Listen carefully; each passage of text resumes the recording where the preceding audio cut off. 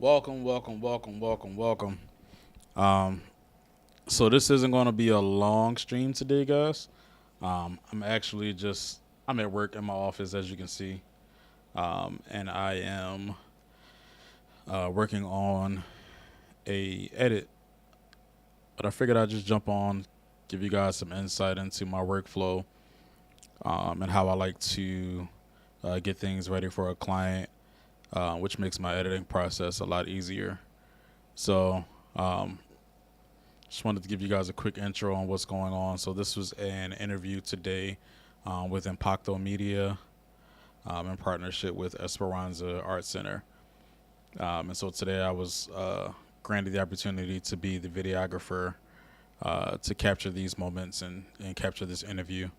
And so we're just going to go through and get everything together to send over to the client.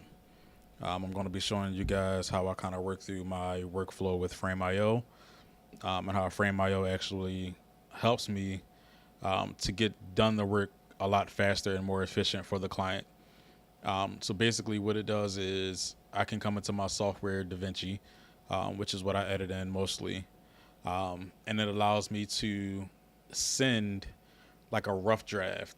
And so I'll typically send if I have like a hero shot or just like my I'm sorry, not my hero shot, but if I have just a safe shot, a wide shot, what I'll do is I'll upload that to Frame.io just so that they can kind of get a gist of um, how the video was flowing, how their conversation was flowing during the interview.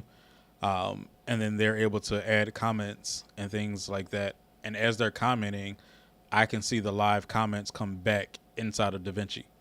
And so what that does is it really allows me to be able to dial in the specifications according to my client, not just what I see. Um, because of course, I'm in the customer service industry, and so if the customer isn't pleased with the edits, then I have to go back in and re-edit it. Versus now, where I can just send them a rough of it, um, and then they can make their comments like, "Hey, let's keep this," or "Let's get rid of this part," or things like that. That normally I would have to go back into the edit after already rendering and submitting a first cut, and having to kind of go back and re-edit and re-edit and re-edit. Kind of saves me a lot of time to just use Frame.io. And actually, let me just check and make sure that I am live because I don't see anyone in here yet. So let's see.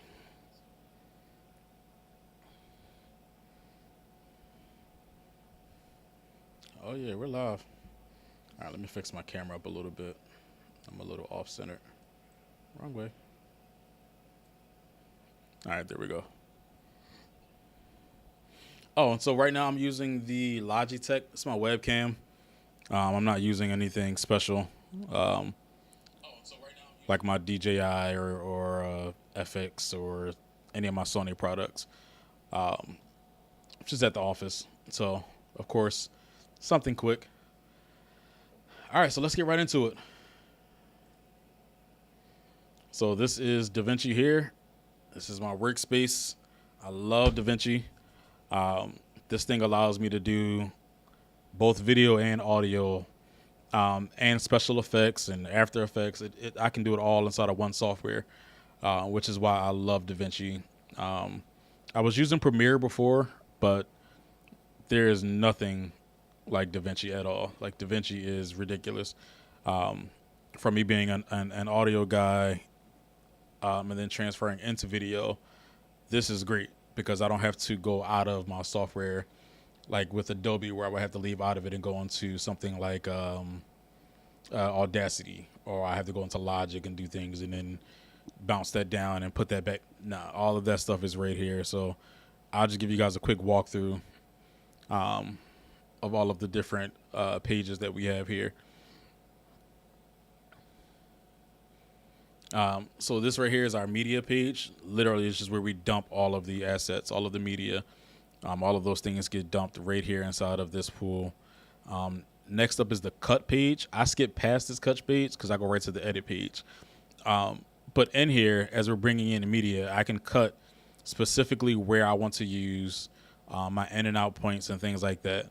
I like to do that on this page, which is the edit page, where I can see things kind of lined up and layered. So this is the full interview. This is the full wide shot of it. And so I'm able to easily look at that and go, oh, okay, cool. I can stack on top of these. And I'll show you my full workflow. But so the first thing that I do is just drop down just a safe shot. This is my safety shot. Just a wide, it's nothing too artistic about this. It's not the greatest looking shot, and it's not the worst shot as well. It's just kind of just my safe scene. In the event any of the talent goes off frame on any of the other shots, I know that I have this safety net to fall back to. Here's our Fusion page. So this is where a lot of those animations and things like that come from. I won't be doing any of that for this interview. This is just an interview for a television network, and so they won't require too much animation. I'm not tracking words to his face or to his hands or green screening anything. I'm not doing any of that, but all of that will get done here inside of this Fusion page. Here we have our coloring page. This is where I'm able to go in, and as you can see, I've already kind of changed my temperature. I'll show you what it looked like before we were here. And so it's really yellow. There's a lot of like tungsten going on here, and that's just because my wide shot was on the DJI, and because this was kind of a not quite so much a last minute shoot, but this was kind of a rush job. I didn't have time to dial in the DJI's white balance and make sure that it matched and things like that. All the things that I normally would check off. Today I was a one-man crew with 4 cameras. And so this is something that I just knew I could fix in post. You normally want to fix it in the camera though. Like you definitely want to take your time and make sure that you have that corrected on cam. Actually, let me move myself out of the way a little bit so you guys can see the full coloring page. There we go. And so I've already adjusted my lift, which I was able to just select the darkest spots and bring down my darks. And then I just, put my white balance to where I knew I needed to go back to. I didn't do anything else to this footage yet. No noise reduction, no film grain, no LUTs, no color space transform, any of that. None of that stuff was done. But then now I can go to one of my favorites, which is the audio page. Like I said, this is like having Logic and it's like having Logic and like Final Cut or Logic and Adobe Premiere mixed all together, which is why I love this software so much. So right now I have no inputs on, but as you can see, I can go in and do my plugins. I have my dialogue processor, my vocal channels, my delay, distortion, dynamics, EQs, my metering. Like it has everything that I have inside of Logic, and I can bring in plugins from Logic or from other DAWs and be able to actually use those inside of DaVinci, which to me is just wow. Like that's crazy that I have the ability to go in here. Can you guys see this? Or do I have to click on one? I'm trying to look on the stream to see if it's showing you all of the different settings. So let me see. Does dynamics show up on the screen? No. All right, stand by, guys. Because for some reason, it's not showing us what I wanted to show us. So let me do this. Because I want you guys to be able to see everything, not just part of it. There we go. And I'll move me out the way again. My big head is just always in the way. All right. So, now that I moved myself, so yeah, now is what I was saying. So if I go to channel, you have my dialogue processor, my vocal channel, I can bring in EQs. I can work on some multi effects, do some chain effects. I can change some pitch. Go into my restoration. I can do spatial audio if I wanted to. I can do 5:1 mixing, Atomos mixing. Like it's a crazy software, and it's free. I don't know if I mentioned that. DaVinci Resolve is free. Now they have the studio version of DaVinci Resolve, which allows you a lot more of these plugins, different effects and different transitions, and the ability to auto align audio, which is what I'm actually about to show you next. On the edit page, I can drop in multiple camera angles, and then I can tell DaVinci I want you to auto align by waveform, and I'll show you what that looks like. So let me just make myself. All right, there we go. Put myself in a better frame for you. And let me know if you guys can hear this. I need some feedback, guys. Like if you guys are on here, let me know what you're hearing, what you're seeing. Because I could be sitting here playing this video and no one's hearing it. I need to know that you guys can hear it.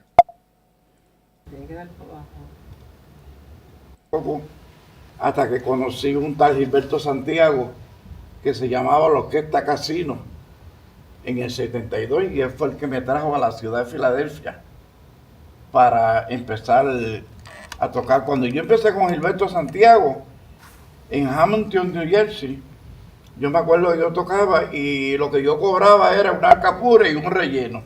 Bueno, pues. Estoy.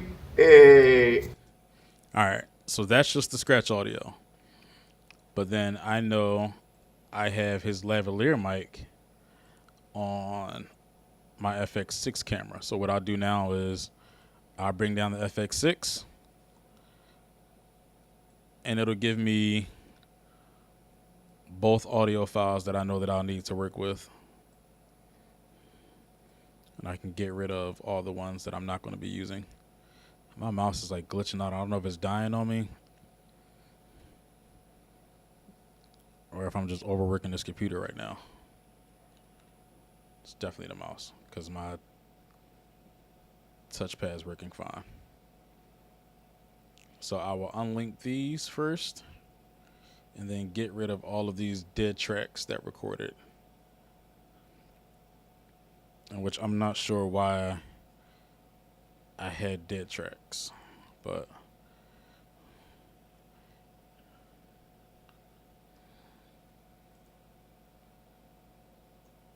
and all I'm doing is just relinking these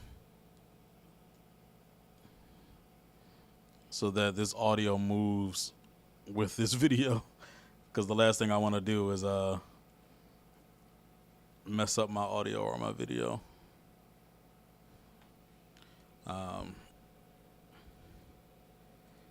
All right, so let's see what we have now. I'm just gonna mute this.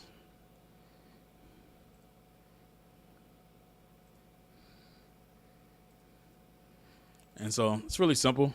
Just gonna right click.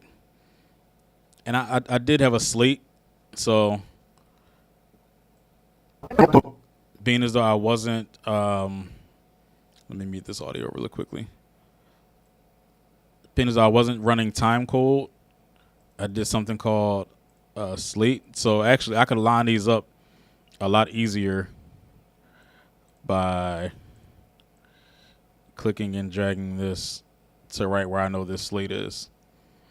But for demonstration purposes, I'll show you guys how DaVinci does it with if in the event that you don't have a slate and you're just like, oh, somebody gave me all this camera footage, and I need to try to align all of these audios, because that will happen. This happens to the best of us. And so I'll right click, go to auto align clips, and I'll change it from time code, since we weren't using time code. I'll change it to waveform and use track automatic, and then we'll sync. And it'll run its course. And as it's running its course, it will auto align our audio for us. And then that way now we know for a fact that it's like locked in to specifically what that audio was.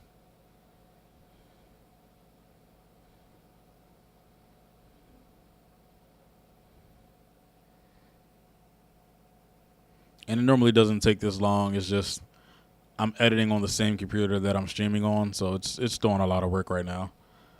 And I'm streaming to, I think, 3 or 4 different places right now. I think I'm on my Twitch, my YouTube, Facebook Live.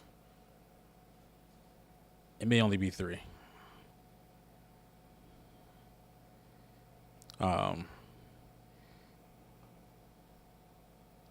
So yeah, normally it moves a lot faster than this, especially because we really don't have too much aligning to do, and the waveforms are pretty straightforward, especially with the uh,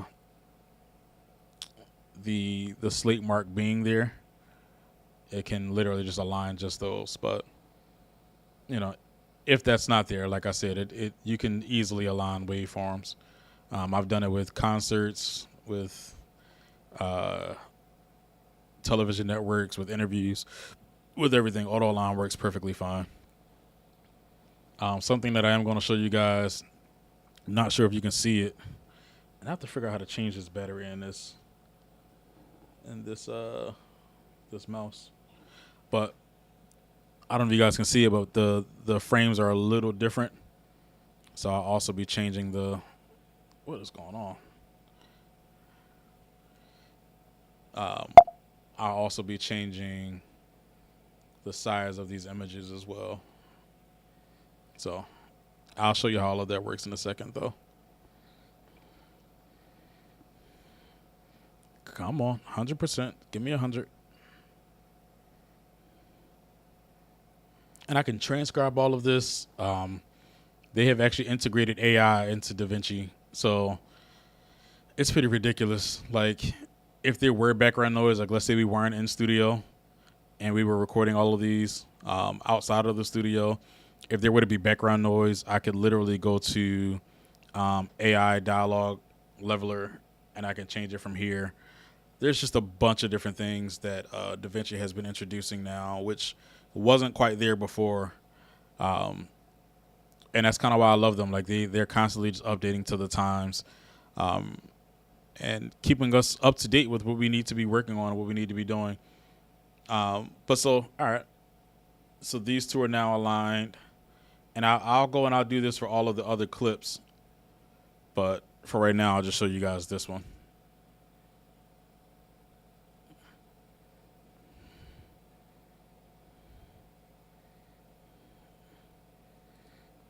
Que me llama mucho la atención y que yo sé que les va a agradar a todos ustedes. Él es un hombre que nació en Ponce, Puerto Rico. Se trasladó a Estados Unidos desde muy temprana edad, exactamente a New Jersey. Quiso hacerlo para dedicarse a la música. ¿Cómo lo hizo? ¿Cómo lo logró? ¿Y qué está haciendo en estos momentos? Es por eso que comenzamos a hablar hoy con Idelfonso Foto Rodríguez en Vida de Impacto. Bienvenido. Buenas, gracias por la invitación. Bueno, todo el mundo lo conoce como Foto Rodríguez. ¿Por qué Foto Rodríguez? And so if you guys can see, I know this is his audio, and I know channel 3 or audio 3 is hers. And so what I'll do is once I render this out to Frame.io, I'll get the names of each individual person. I'll name their audio tracks, their name. Of course, create the lower thirds that will go down here as she introduces herself, as he introduces himself, or himself, I'm sorry. But so let's do this first. So because this is going to be for television and not cinematic, I can actually stretch this out to where it wants to be.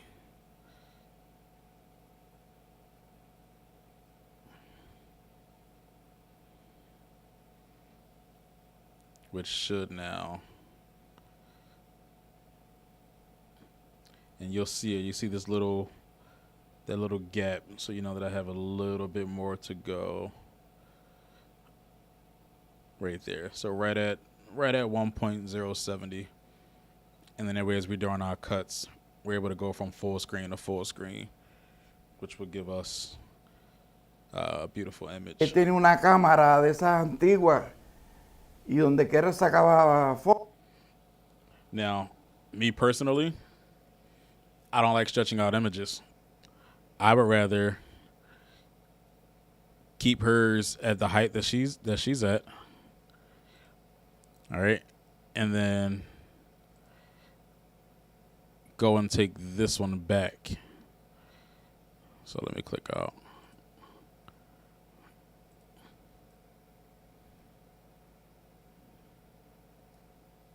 I would rather go here. Gives us a nice wide screen. No one's stretched out. Everything is evenly the way that it should be. And of course, as you see, we have some coloring to do to match her skin tone from here, which is her actual skin tone, to here. Here she looks a little peach. And we don't want her to be peachy. We want her to actually be her regular skin tone.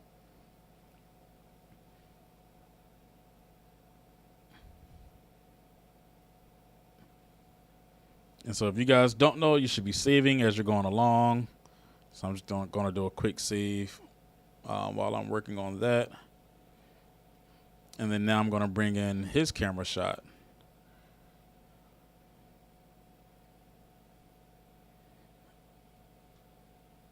Oh, nope. So it wants to overwrite. It's trying to overwrite this audio. So let me lock these audio tracks.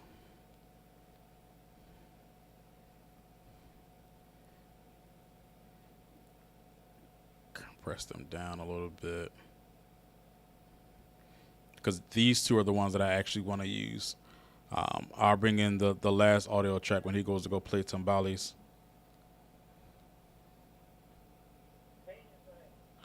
But other than that, I don't want, sorry, that's my walkie-talkie in the background.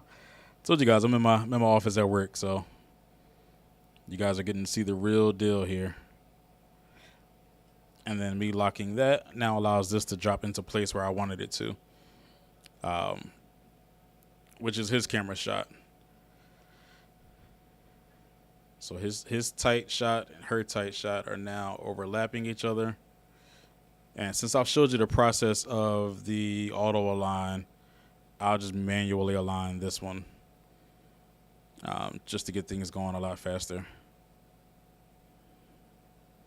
Again, for this one, I did bring my slate board, which is this line here that you see, this huge clapping sound.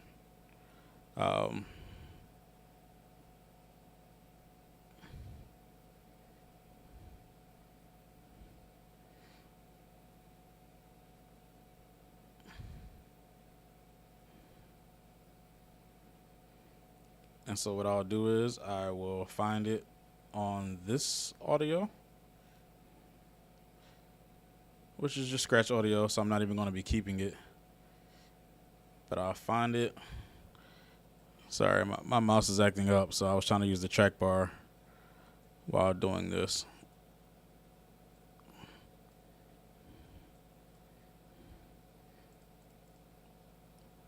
I'll zoom in so I can see those lines.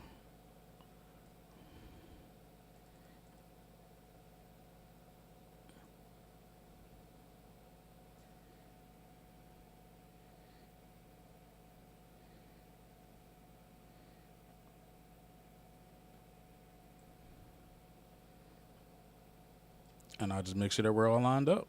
Once we're all lined up, I know for a fact that his video is now in line with her video. So I'll mute the one that I know I'm not going to be using. I'm actually going to delete it later on. But as of right now, I'll just mute it just to get it out the way.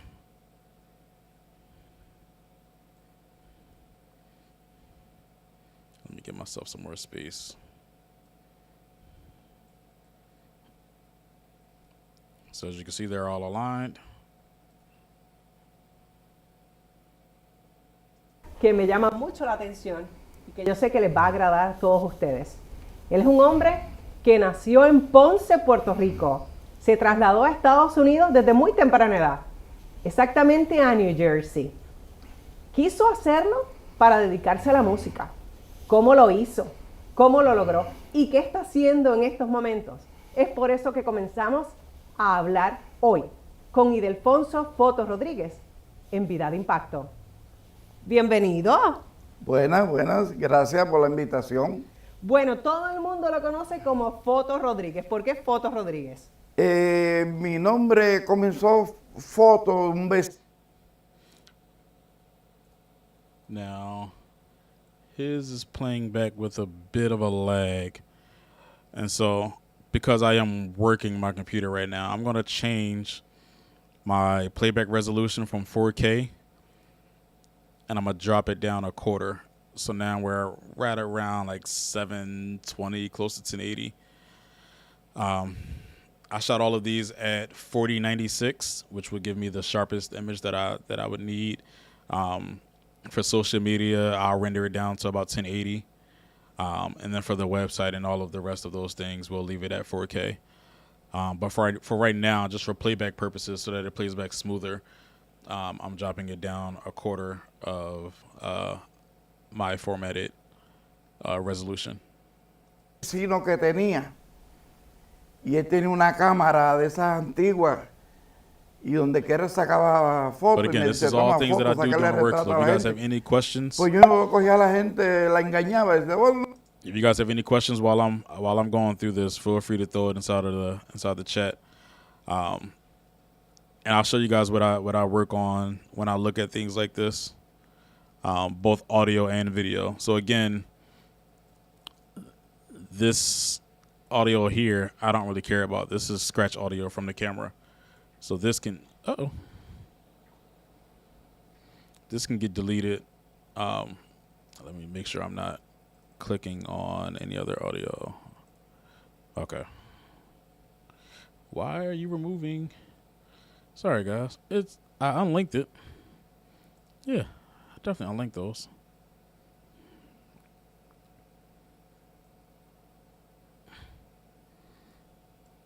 Okay. I have to remember I'm using I have a Windows keyboard connected to my Mac, and it's just not good. You hit delete and it doesn't delete. You have to hit backspace. It's such a weird thing. But okay, so let's go back to this interview. His audio is coming in a lot stronger than hers. And so what I'll do is I'll definitely raise hers up. I'm not sure what happened during that process because her audio looks nice and strong in the beginning. Here, I'll show you. Hola, les saluda Aide Rosario. Yo me siento bien contenta y privilegiada de poder compartir con ustedes una historia que me llama mucho la atención y que yo sé que les va a agradar a todos ustedes. Él es un hombre que nació en Ponce, Puerto Rico. Se trasladó a Estados Unidos desde muy temprana edad, exactamente a New Jersey. Quiso hacerlo para dedicarse a la música. ¿Cómo lo hizo? ¿Cómo lo logró? ¿Y qué está haciendo en estos momentos? Es por eso que comenzamos a hablar hoy con Idelfonso Foto Rodríguez en Vida de Impacto.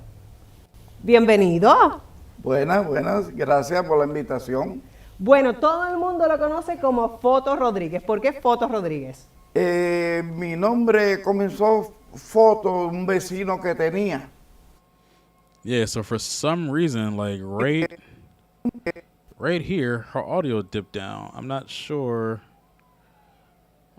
what could have caused it, but I know that I know how to fix it.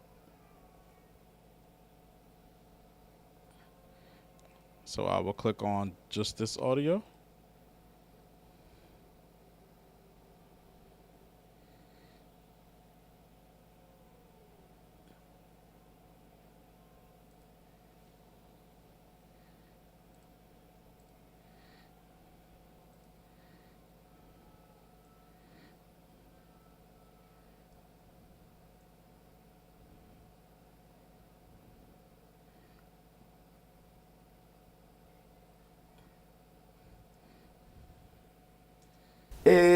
Mi nombre comenzó foto de un vecino que tenía.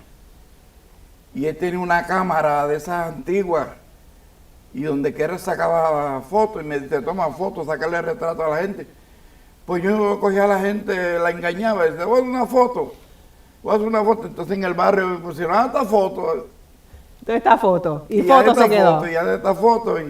Y cuando yo salía con la cámara, pero era esa que se veían antes. Y me dicen, tú eres un mentiroso, eso no. Y de ahí fue que salió mi nombre, Foto. Con las cámaras instantáneas, Con la que nos cámara encantaban. instantánea, sí, sí. Bueno, usted de temprana edad, como dije, me atrevería a decir como unos 16 años, se trasladó a New Jersey. ¿Cómo fue esa etapa en su vida? ¿Usted decidió mudarse a Estados Unidos solo? ¿Fue con su familia? ¿Cómo la describe? Bueno, primero... And so, I'll be honest, guys, like I'm going through the slow way of showing you this. But for my overall workflow, what I would do is put this in what they call a multi-cam timeline, where it'll be 4 frames or 3 frames of video, and I'm able to cut up just by simply clicking on each one. That's something that I'll go and show you guys a little bit later when I'm not on my work computer, because quite honestly, this work computer will probably crash on me from trying to use it in that capacity. It doesn't have a lot of RAM in it, and so it does take a lot of CPU and a lot of RAM to actually run that process. It pulls a lot on the processor. I think right now this computer, this version of Mac maybe has 32 gigs of RAM in it, and it's running on like a 2.4. I would want it to be a little bit higher if I was to do a multicam edit, just because it'll be playing all 3 of these videos. So it'll be playing his shot, her shot, and then the wide shot all at the exact same time. And so because of that, it'll be pulling a lot on the computer usage. And so for now, an easier way to do it is, like I told you guys, I'll be rendering this out to Frame.io. And so what I would end up doing now is moving both of these, and then I would color my wide shot to match these shots, because these shots are giving me the skin tones that I'm looking for. This is actually his skin tone here. Let me go back to my playback so you can see the full resolution of it. I have it at quarter, but very sharp image for both his and for her. And of course, Sony FX6 is here, and so the skin tones just look amazing. Luckily, I was able to come in the day before and light things properly, so I was able to get my lighting correct, get her hair light on her, and then also have his hair light or his rim light be set up as well, so that he's not just blending in with the background. Put a little accent tree back there, put a little light on the tree, just so that can just, it's not just sitting back there. You want to give it some light. I wish I had a practical to throw back there, but we really didn't have too much time to properly set it up. And again, this is for television. It's not a cinematic interview. It's not a doc interview. This is going to be on Univision. So, I didn't want to go too dramatic with the lighting, which is why our safety shot is just kind of wide. But we definitely want to get these skin tones to match a bit better, soften them up, get rid of some of that peach that we see here, this peach coloring. So that stuff I'll work on off camera. That's like, I'll be sitting here just tinkering, going back and forth. You guys will watch that on the live. And so what I'll do now is I'll show you the workflow of sending this thing to Frame.io. Right? So I'll go to my render page. I'll scroll over to Frame.io. Here, let me move me out of the way. I'll just put myself like right around here. This is yeah, I'll go here.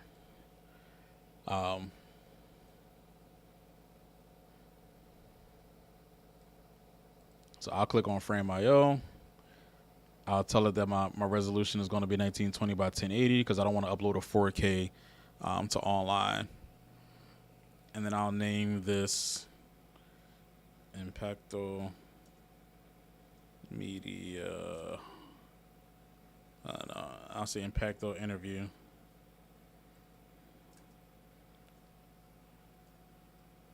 Draft 1. Hit browse. Oh, I hate when this happens. Frame.io didn't load up when I did this. So let me make sure I'm logged in. Wrong one. So this can happen sometimes.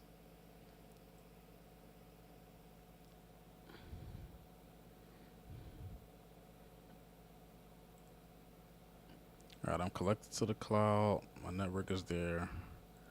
All right.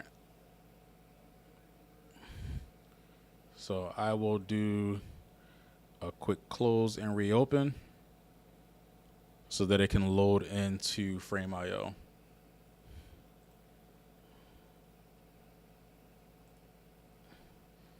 So while that's, sorry, hair is all in my face. So while that's loading, if you guys are liking the content, man, make sure that you all are liking the pages. Make sure that you're following. I'm going to start doing a whole lot more of these. I want this to be interactive. I don't want to be just on here just like, oh, hey, look, this is what I'm doing. Like, no, I want this space to be you guys asking questions. If you guys have questions about anything camera-wise, if you guys have any questions about the gear that I'm using, the lights, the microphones, the lenses, the overall package, all of those things, whatever it is that you guys are intrigued about and that you want to learn about, by all means, make sure that you are liking and subscribing to this channel. Make sure that you are commenting and interacting. I definitely want this to be a space where I'm able to come on and share my experience with you guys, learn with you guys. I don't know it all, but I love to learn. And so every night I'm trying to learn something new. Therefore, I'm able to give out great content and great information because that's all I do. Like I'm legit just 100% a geek, and I love to learn. It's just that simple for me. I don't toot my own horn. I don't try to make it seem like I'm the greatest person out here. I'm not. Like, I'm learning right along with you all. And so DaVinci's loading up. As DaVinci loads back up, I wish it could load up on the right screen. It's loading up on my opposite screen. I don't want it on that screen. Oh, well, I'm not going to rush it. Here we are.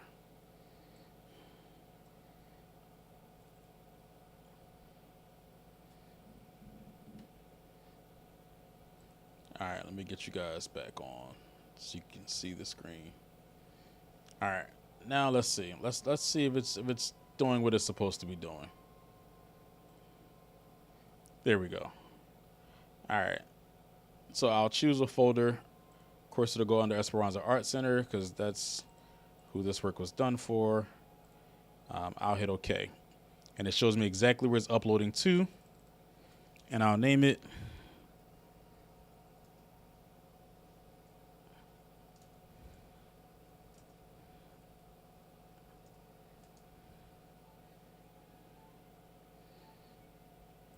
I'll add it to the render queue.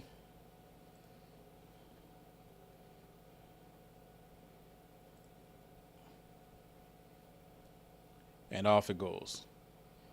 So it's giving me a countdown saying it's going to take about 24 minutes. This interview was about a half hour long. And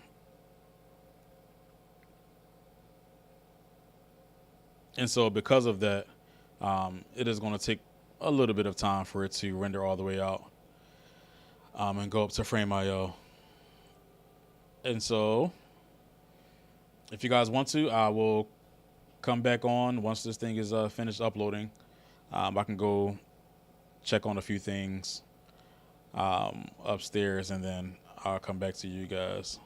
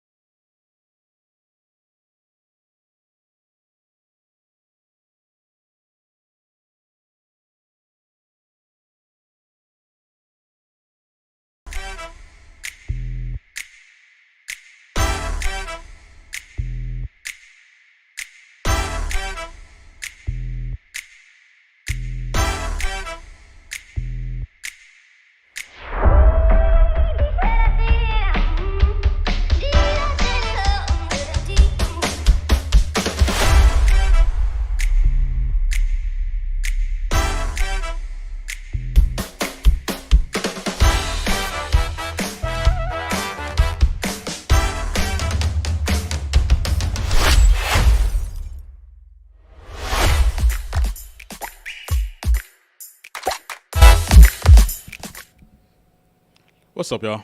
All right, so right now I have DaVinci uploading to Frame.io, and I figured while we wait, I can actually show you guys a bit of Frame.io so that you can see what that platform is and actually get a hold of what it is that I'm talking about, rather than me just talking about it.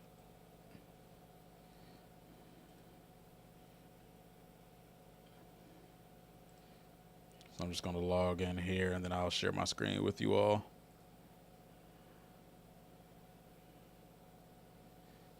But how's everybody's day going, man? Like, I mean, you know, Mikey White, what's up, bro? That's what I'm talking about. Somebody's interacting. I love interactions when I'm on here doing this stuff. All right, so Frame.io, this is it. This is the platform. I love it. I use it all the time. And so what it allows me to do is I can send these frames, or I can send the video footage off to the client, and the client is able to, hold on, update payment. All right, I'll worry about that later. Then the client is able to comment back to me specifically what their needs are. So let's say this video, for instance, if it wants to load up. Sorry, my computer is doing a lot right now, so it's definitely going to try to glitch up on me.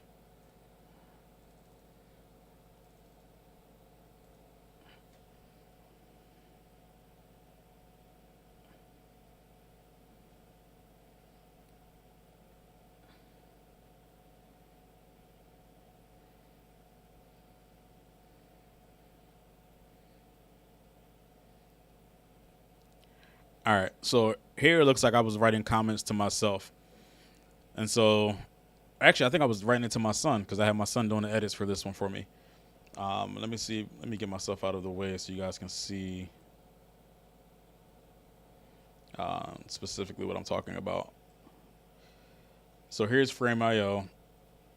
I was at work, had my son home doing the edits.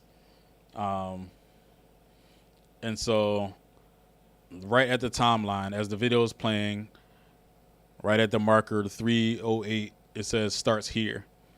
27:02, it says I like this.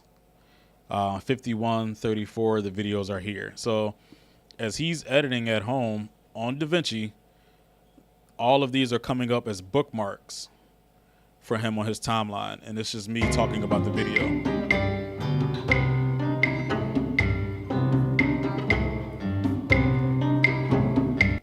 And this was just his solo, and it was just me telling my son, like, "Hey, I like this portion of the video." And then here's where the video actually starts to play, and so he'll know to pull these assets. So we have these videos already downloaded. He'll know to add these videos to the actual live, or to the end cuts. That way, you're not looking at the actual this screen. You'll be looking at the video screen playing. And he'll know that it starts right here where this bookmark is. And so this bookmark is in Frame.io, but then it's also in DaVinci on his actual timeline. It's so crazy. It's so dope. But it allows for a better workflow, both for the shooter, the editor, the colorist, the client. Like, everyone can get this link. You send this link as a project to everyone that's working on the project. Everybody in there can come on and they can comment and add their little 2 cents to say, like, oh, hey, this is something that we want to use. So let me just, so like here, I'll go back to where Q&A starts, and then I'll add a note like, hey, Q&A starts here, right? Classes, the Philadelphia Guitar Society has a program, so you have a It was Joyce. Evan, 1 or 2 words could encapsulate this experience for you. Again, for me, I'm choosing hypnotic. Evan. So this is her talking to the crowd. well, my name is Emiliano. Artifact as in an So I don't even have to stop it. The minute I Whatever go it to go means leave to a you, you comment, did the history sheet. the minute I write a comment, it stops on that timeline. Right? And so, of course, that makes things a lot easier. I don't have to hit pause. I don't have to say, hey, at minute 51 and 34 seconds, or at minute an hour and 11, or an hour and 42 and 26 seconds, this is where the Q&A starts. Like, he'll see it immediately. So the minute I write, it starts here, and hit enter, it goes to his timeline in DaVinci. One interesting aspect for And for me, that's amazing. Because I'm working on so many different projects with so many different people wanting to have input on their videos, which is great, you know? But it could be a bit of a hindrance when you've completed the edit, thought you were done, you send it off to the client, and they send it back like, hey, nope, change this, change this, change this, change. Imagine all of that time being saved simply because you were using Frame.io with the new DaVinci integration. And as they're watching, as you're working on the video, they're watching it in real time. And they're able to just watch the video all the way through. And you can call them like, hey, I just sent you a link.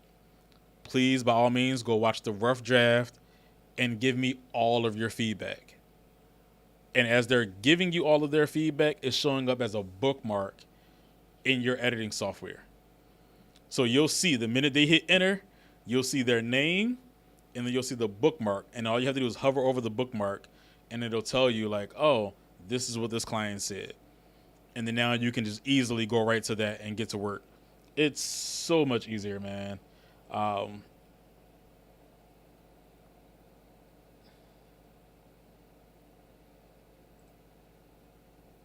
on, what was that? Something came up from DaVinci.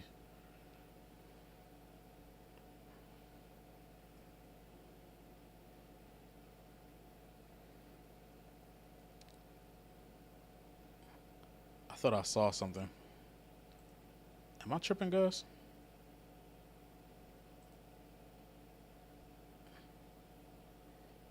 Am I going crazy?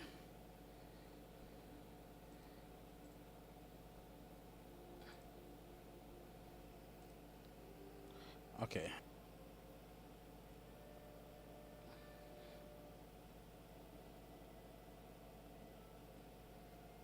I minimized it. Okay. All right, yeah, no, it's still rendering. Okay, cool. But yeah, so I'll just show you. So imagine on this timeline, you'll see markers. So like right after this is done uploading, which is going to take a while. And that's only because I'm streaming and I'm using a lot of the data here. But so imagine while you're editing, you're seeing things pop up on this. And I may actually stop this and use one that's already done just so that you guys can see how it works. Matter of fact, yeah, I'll do that. I'll stop this. I'll render this later. What is going on? It's just beeping at me instead of stopping.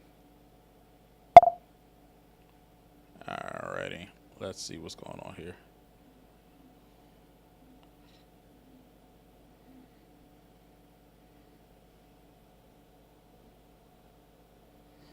Mikey, man, you got to come through to the space too, man. Been trying to get you to come down to this theater. We got some work to do, man. We got some good work to do too, because it's a lot. It's a lot that needs to be done in here, and it's a lot that I want to introduce to this space, just so that they know, like, hey, this can be done by us.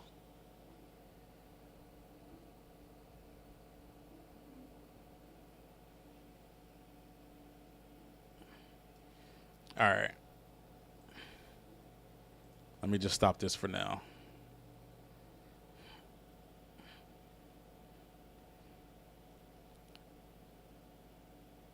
I'll work on this one later, because I really want to show y'all this integration, man. It's pretty sick.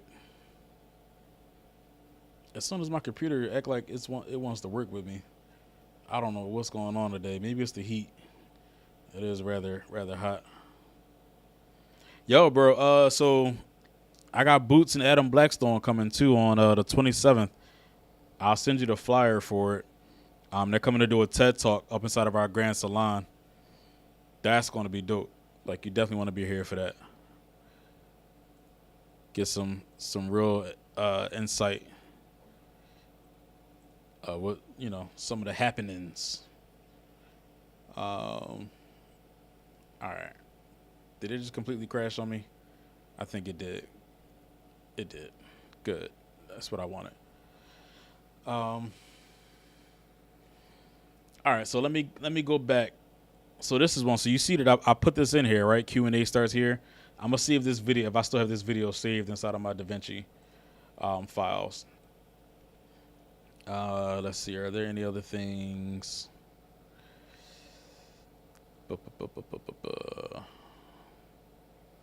Sorry, I told you guys there's a lot of projects. All right, so yeah, so this one has 7 comments on it. I don't know if I still have this in my timeline though.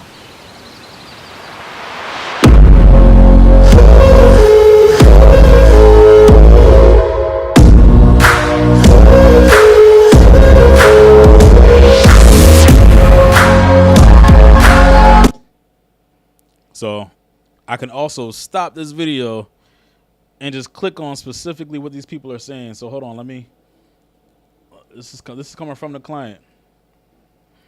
This shot's a little desaturated. If I click on this one, literally drew a square around it. Let's tone the reds down here. He's starting to look a little pink.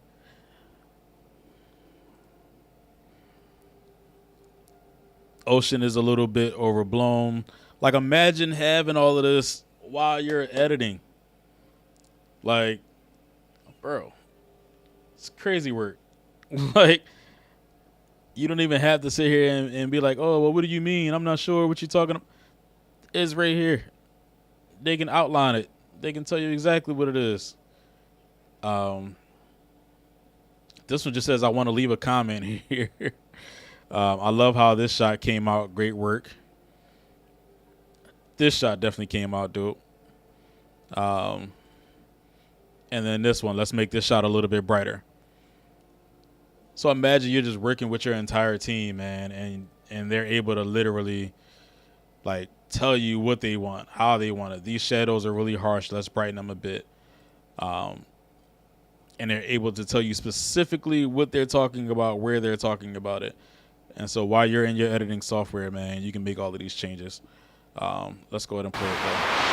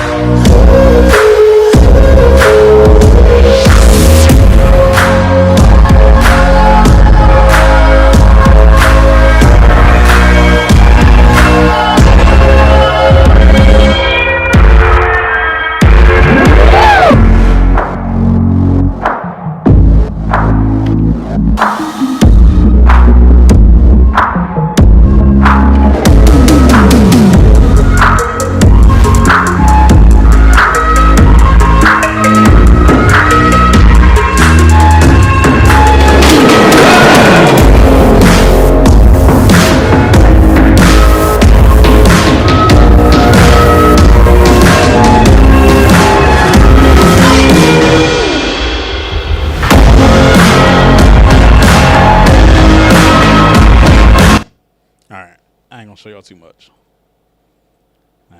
too much. Put myself back on the screen real quick. Hey, where'd I go?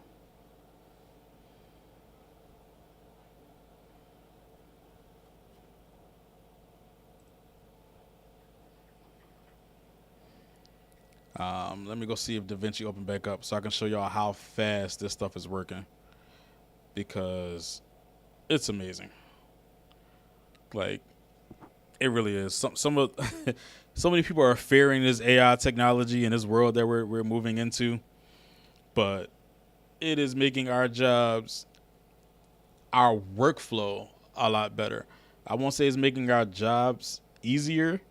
I'll say it's giving us the ability for our workflow to move a lot better. By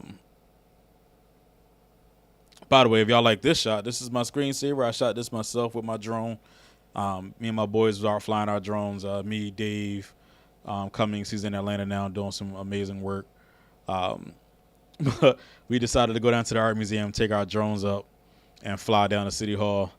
He got disconnected because he got too close. I don't know if y'all can see my mouse on the screen, but he got too close to the courthouse that's right over here, and it canceled out his drone and made his drone fly back to him without him having any control over it. It was kind of scary, not gonna lie. Me, I went straight down JFK, but on the right hand side, and I was able to get like right at William Penn. I'll probably upload that picture a little later on, but it was a dope shot. It was a dope day. Just boys out playing with our toys and our gadgets, and learning, man. Like, taking time as fellow videographers, not to just be on some like, oh, you got this, I got this. Like, no, we were learning and working together, figuring out the things that we need to figure out and learning the things that we need to learn. To me, that's what it's about, man. Hey, bro, let's go, man. Like, I'm trying to get together a nice little shoot day. I be looking at like the photography houses that do it all the time, but I'm like, there's nothing wrong with us, man, that we just can't get out sometimes and just work as a team. All right, let me upgrade this version. I don't have this media in here anymore. Dag, I thought I did. That means it's connected to one of my hard drives. All right, hold on. Let me go to Frame.io, see what other projects I have in here. Okay, de buenos dias. Buenos dias, sí. Noche. Let's see if I have Noche here.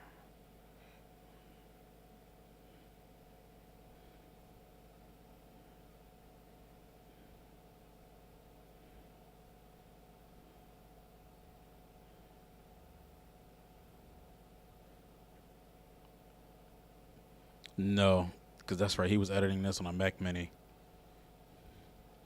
All right, I'm going to have to show y'all that one day. I'm going to have to show y'all where we can just go and just do something quick. Or better yet, I'll go back to this one.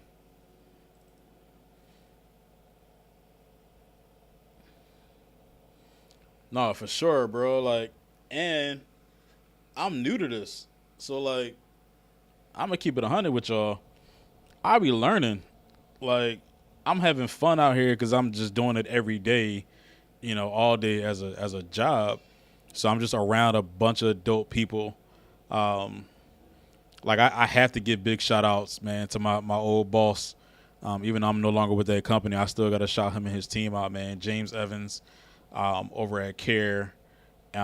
He had a gentleman with him named John Benham. You can look him up on IMDb. He's a dope DP, man. Like, John just knows his stuff. And because he knows his stuff so well, he was able to relay certain things to me, and teach me certain things while I was with him. Actually, he put me on to, I got my Bible? I call it the Bible, but hold on, let me see if I got it. Nope, it's at home. It's a cinematography, the 5th edition, but it has everything in there, man. All the knowledge you can think of. Why is this project not opening? What is going on? Let me close this out again. DaVinci is playing. Like, I'm trying to show y'all stuff, and DaVinci playing around. It's always when you're trying to show somebody something, that stuff, the gear wants to act up.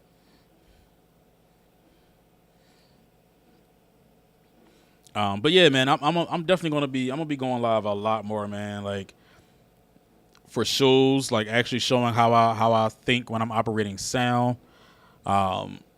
My workflow for that, my workflow for getting microphones EQ properly, fighting feedback, enhancing vocals, enhancing the true tone of somebody's vocals, the fundamental tones of instruments, where all of those things lie and where they are on the EQ space, how to get rid of some of the dead space so that it can make room for the mix. All of those things, man. Like, people don't talk about it. People don't go on live and show it. They just go live and be like, "Oh, hey, look at this show I'm at." Like, nah, bro, I'm about to show y'all this real work. Speaking of which, Mike, if you still on here, this is the name of the new podcast that I'm putting out. Here you go, right here. This is all for you. What?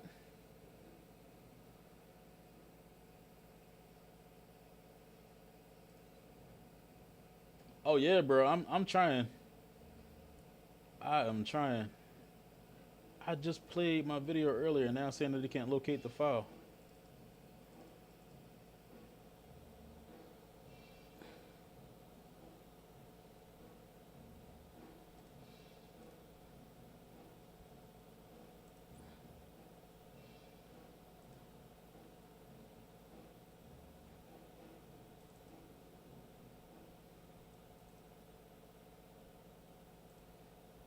Oh yeah, no, my computer is just going through it right now. All right, so while I try to get this back up. But yeah, anyway, the name of it is going to be called The Release. I was trying to show you the video I made for it, but that's going to be the name of the show, or my lives. Like, every live that I do now is going to be labeled as The Release. I've been trying to figure out why I haven't been able to hold on to information much lately. Like, people have been coming to me, talking to me about things, whether it's audio, whether it's video, whether it's music, whatever. And after I had that conversation, they can come back to me like 2 or 3 days later. I'm like, "Yo, bro, what was that we was talking about?" And I really won't remember. Like, I won't have a recollection of what it was that I was talking about. Hold on, give me 1 second. I just realized I'm not. Uh-oh.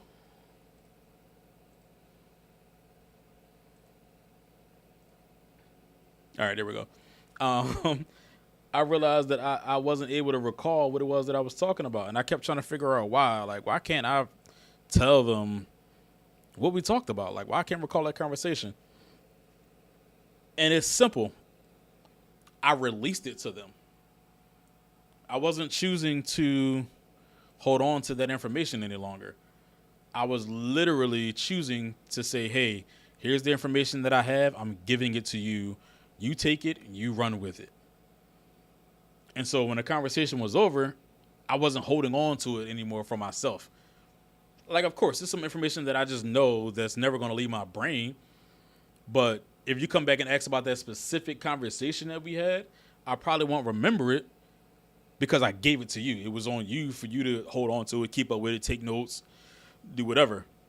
And so, yeah, so that's going to be the name of it, man. It's going to be called The Release. A lot of people have been talking about gatekeeping and holding on to information and doing it. None of that is ever going to happen with me. Y'all got a question, you ask me. If I have the answer, you're going to get the answer. If I don't know the answer, I'm going to say, "Hold on, I'll be back with you," and I'll get you the answer later on. So, yeah, The Release. I've already created the logo, created my little intro video for it, all of that good stuff. But I am definitely going to start releasing that to people because I feel like the next generation is up, man. And if we don't share this knowledge with them, they're going to be getting it off of YouTube from somebody anyway. So it might as well be from us. We might as well be giving them our lived experiences. Speaking of which, all right, here's a great one while I wait for DaVinci to load up. I don't know if anybody's still on here, but if so, just write in the comments if you're still on here. I just had a ballet. Philadelphia Ballet was just here at the theater, and they had an artist here. She was supposed to play the grand piano. Grand piano was too big to fit inside the music pit where they were, so she ended up going with a Korg Kronos. Anybody know Korg Kronos? It's a workstation. Like, that keyboard is a beast. And so it took a little while for it to turn on. But as it was turning on, or as she was playing, I'm sorry, during tech run, we kept hearing this weird popping sound. Like, it just kept, like, popping out of nowhere, right? So we're like, all right. Me and my son are going through our troubleshoots. And so I'm like, maybe it's the DI. We changed the DI.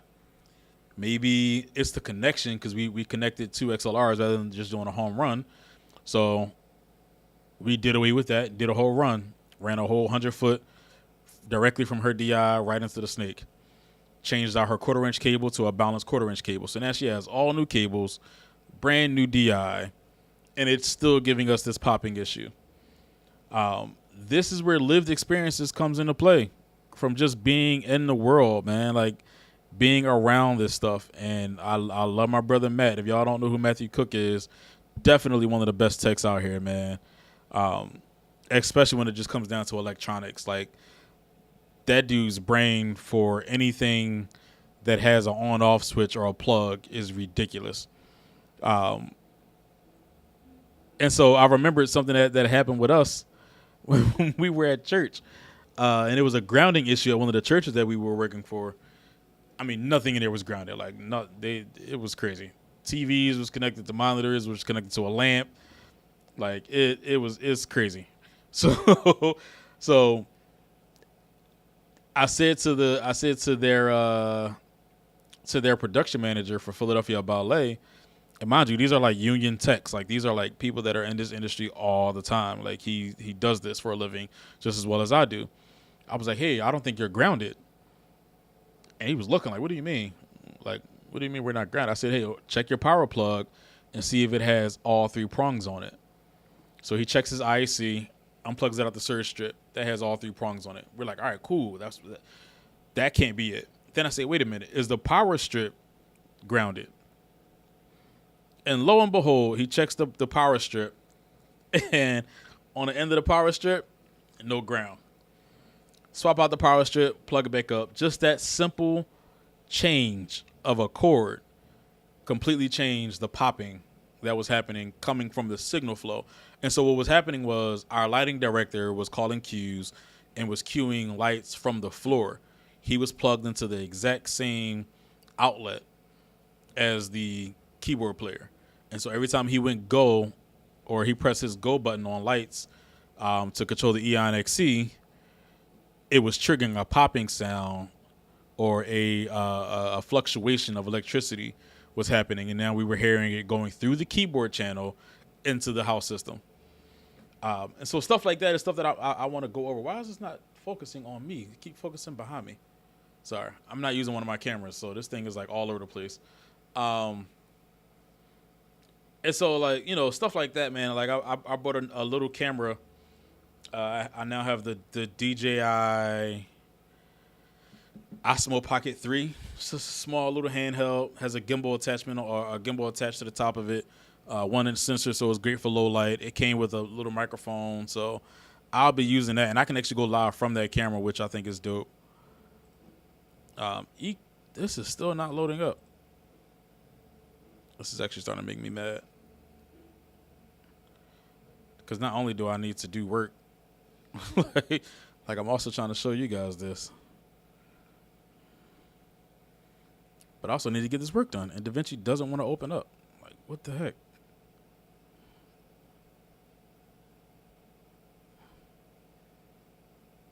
All right, let me force quit DaVinci. And then come back into it. But yeah, so I'm going to be going through everything, man. Like, giving y'all some real insights on some troubleshooting, some pre-work, some stuff that you can do pre-show to kind of guarantee that you have a smooth show, how to correct things when they do go wrong, because they will go wrong, but how to correct them without the audience knowing, without anyone around you knowing. How many blackouts happened that night? Are you talking about for the show?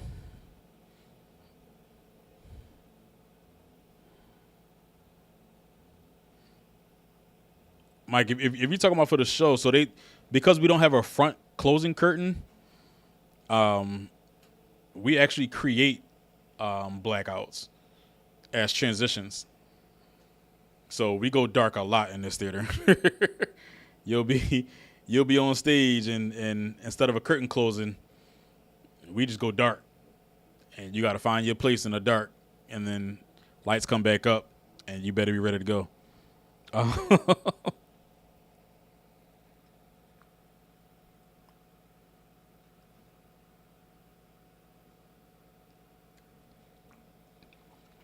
Yeah, so there was probably for Philadelphia Ballet, it's probably about a good 18. Probably about a good 18 or 19 blackouts in between each act. I mean, but they're dope, man. Like they bring their same people that's down at the Academy of the Arts. It's the same crew. Same dancers, same workers. You know, they come down to Esperanza, come down to North Philadelphia, and come put on a great show for us and for this community. Which is part of the reason why I love working here, because it definitely allows me to not only experience. Matter of fact, here, go right here. Hold on. I can show you guys. I can show you better than I can tell you.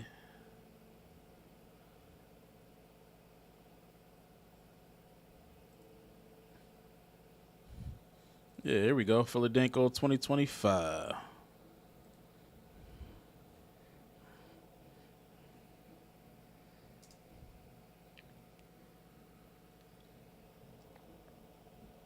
The sound should be coming from the stage, unless it's you vocalizing your own passion and how much you enjoy it. We will have a Q&A here shortly after, so feel free to stick around. Excuse the way we this would like looks. to This give a is the special DaVinci. shout out not to DaVinci, two very the influential and Panasonic important PCZs people that we here. have there. Can we please give a round of They're not the applause to best Reverend Luis camera quality. Cortez? Make myself smaller and get myself out the way a little bit, though. Right there in the back, for welcoming all these fascinating artists here to the stage, and a special loud applause to Joan Myers Brown, the founder of Philadanco. All right. And with that, you can keep applauding because the show's going to get going. Enjoy.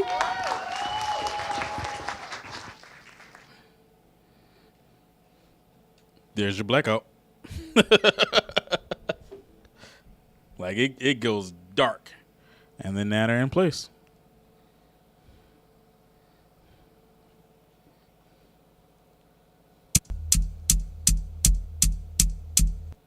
All right, so I just read what you said.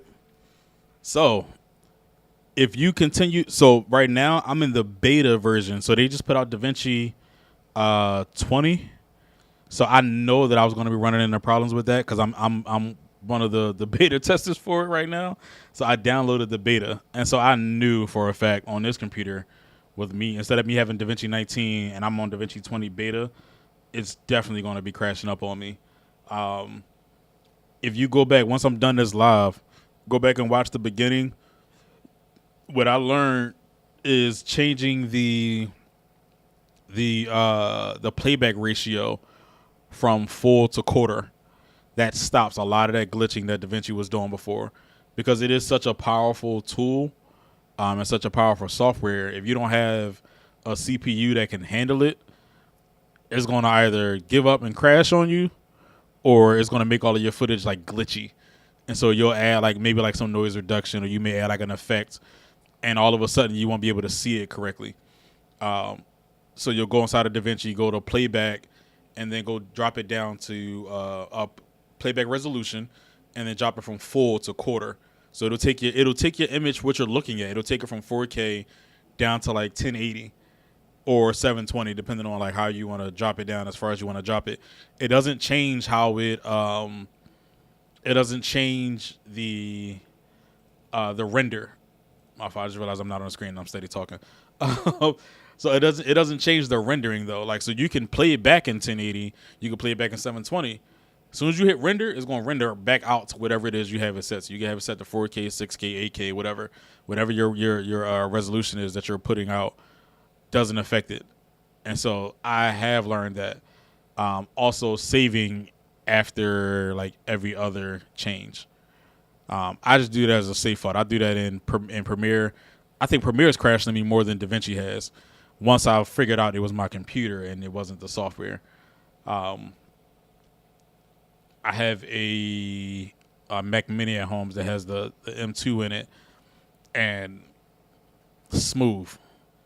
Like smooth. It handles everything that I throw at it, but on the safe side, I still do drop my playback resolution down because sometimes I'm doing a lot. You know, sometimes I'm doing some animation, some green screen, some tracking, and there's a lot that I'm doing to these videos now that I've kind of gotten deeper into it. So if I'm doing a basic cut, I'll leave it as is, throw a little title on there, a couple little fade-ins, fade-outs, stuff like that. But I'll get back to showing you Philadelphia real quick.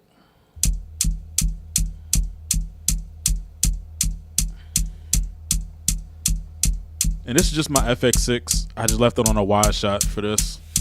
I didn't really, I wasn't really shooting this because for the ballets, they really just want a wide shot. Both for the person that's calling shots as well as just for their archive video. They just like to just have a wide frame in the front.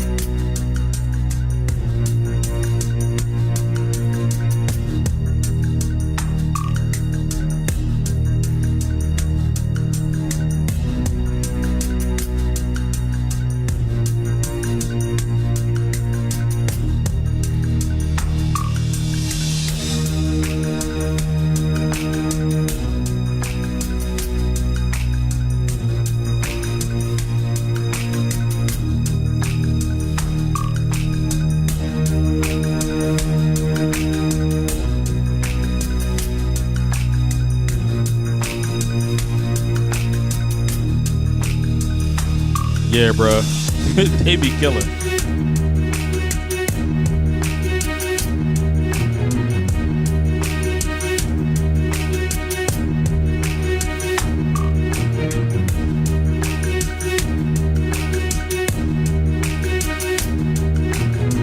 Let me see. I think there's a part in here. I'll pause it. See if I can find it. I believe this is the show where one of the dancers was on a ladder.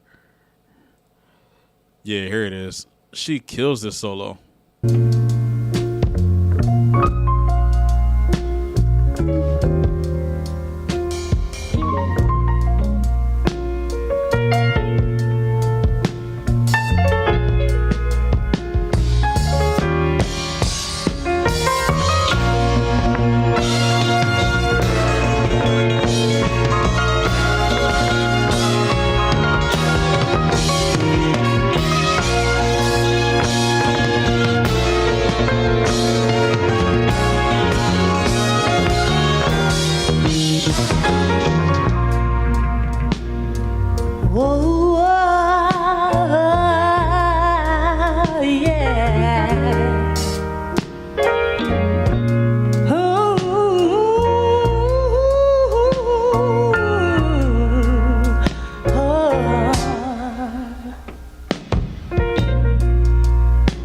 Good morning, heartache. Hold on. All right, yeah. Let's make sure I was at 1080. All right. You old gloomy sight. Good morning, heartache. Thought we said goodbye last night. I tossed and turned until it seemed that you had gone. But here you are with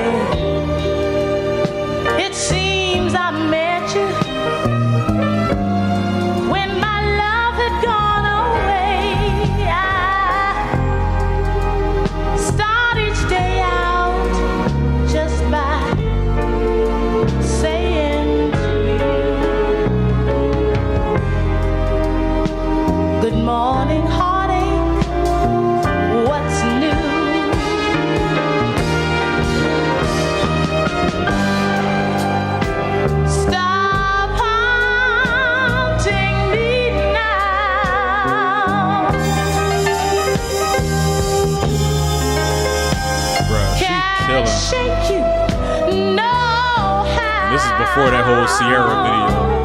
Where Sierra did this on a chair. She did this up on a ladder. Leave me alone.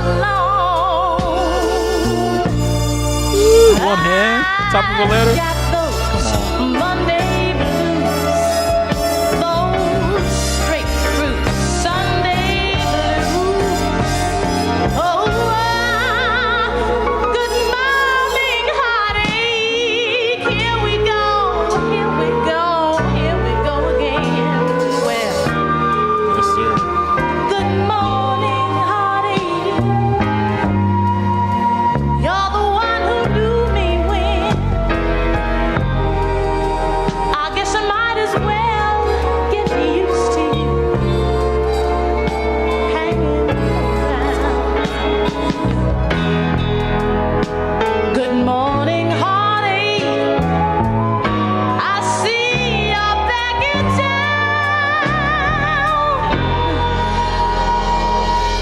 Good morning, heartache. Why don't you sit on down? Check this out. Check this out.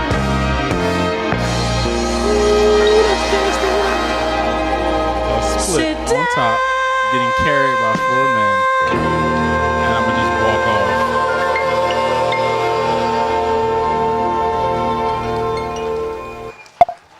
Like what?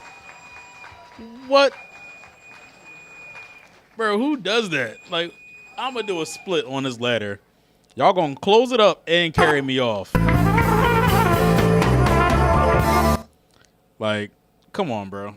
That's different. She was different. That joint was crazy. But yeah, man. So this is all still in frame of y'all. I know I got completely off topic. I'm sorry. I told y'all this is. I mean, I'm live. I'm in my office working, talking. So you know, y'all get to just see it all happen when it's happening. I can even go to some of these archived projects, show you some of the other stuff that happens here at the theater.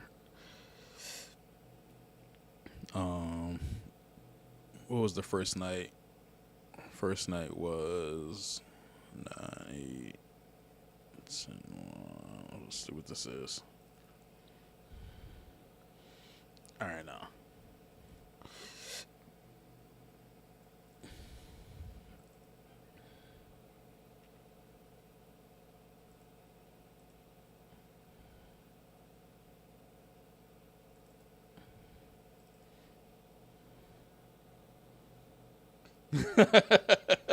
Man, me either.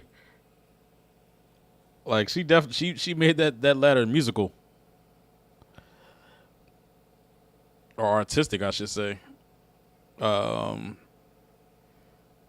right, let me see. I'm trying to find.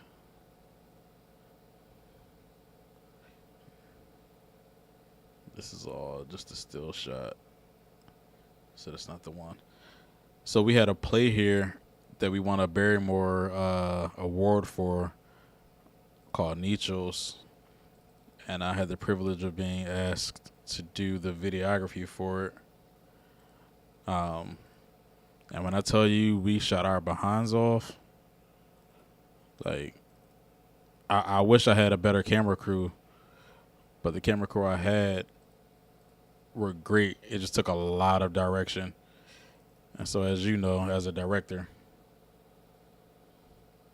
it takes a lot of work getting like 6 cam ops to operate as one unit, and they're not camera operators. So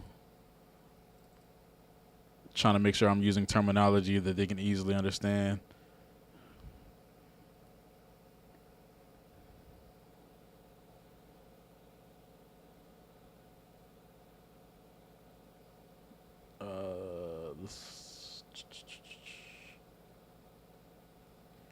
All right, let me see.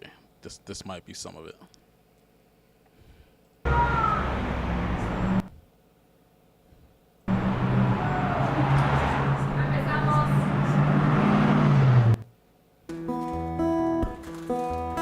Yeah, this is some of it. So let me see. because there was this one shot that I was like extremely proud of that we was able to grab.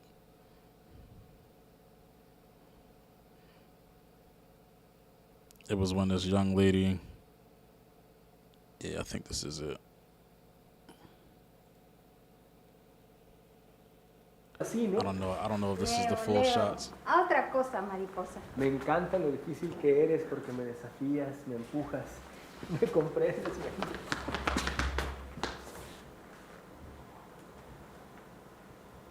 ¿Estás bien? Creo que estoy asustada. ¿Por lo de mañana? Después. No sé qué vendrá después de mañana. Tú y yo seguiremos sacudiendo al mundo. Me encanta sacudir el mundo contigo.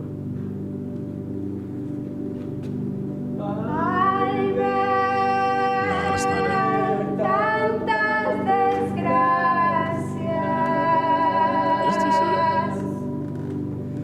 darte mi amor yo quisiera. I'm gonna speed this up.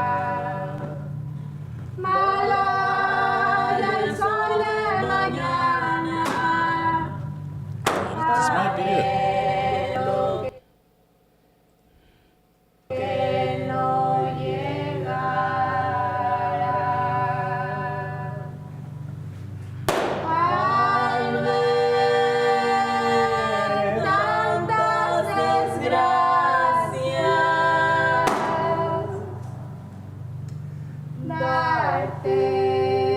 Nope. I don't know.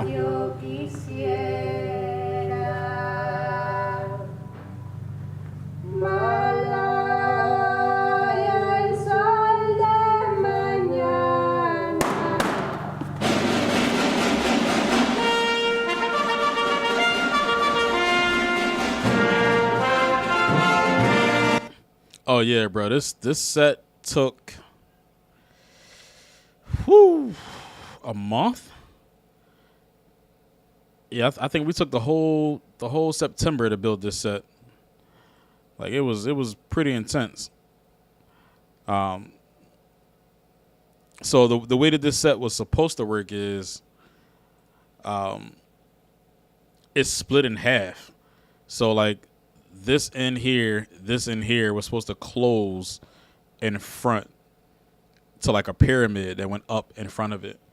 But the guys that were doing construction, I don't know if the wheels couldn't handle the weight or what, but it was like scratching and scraping. Like it just the wood was hitting the floor, so it wasn't really able to do what it was supposed to do. Here, actually, I'll show you what that what it was supposed to look like. Nichos 1010. No.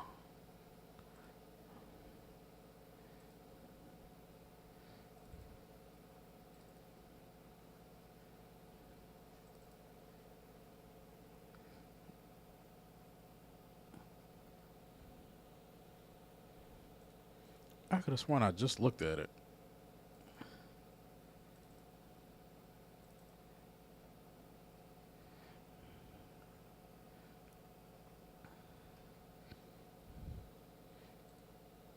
Yeah, this is why I gotta label these instead of by date. I need it to be like, all right, yeah, so here it is. So it was supposed to look like this when it was closed, which I thought, this is crazy. This is just a tech rehearsal, but this is what it was supposed to look like. These are those side steps. And then he does his speech up top. Gotta get in place. But what? Man. This joint would have looked crazy.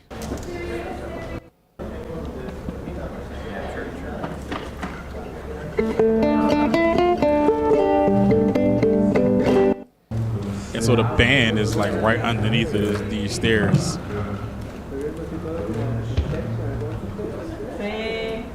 So this whole thing basically looked like that. and then it opened up into what you were just looking at before, which was these. And then it opened up into this.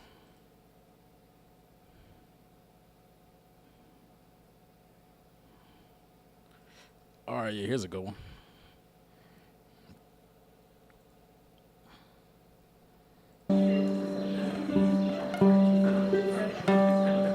So the band would have still been living inside of this with the edges of these stairs closing in to the center.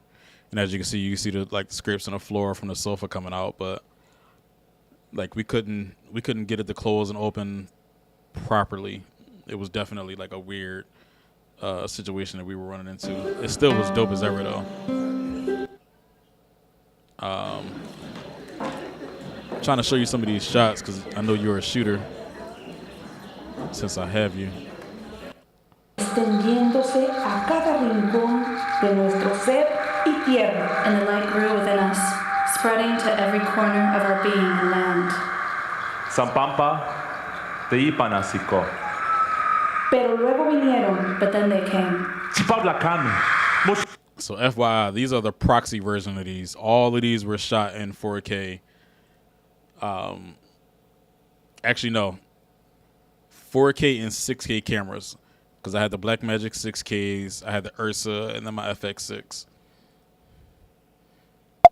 So you're looking at them at the proxy version. So I think this is only down at like 720. Hombres blancos con avaricia y ojos extranjeros. White men with greed and foreign eyes.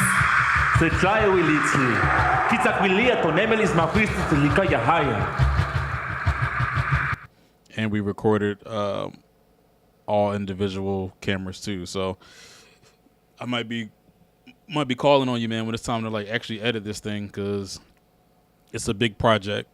It's 6.2 terabytes worth of footage. That includes audio, video. So I'll be working on that over the summertime once it slows down school-wise here. So we could definitely come in here, sit down and edit this thing because I'm for sure going to need help. Asked how to create the world.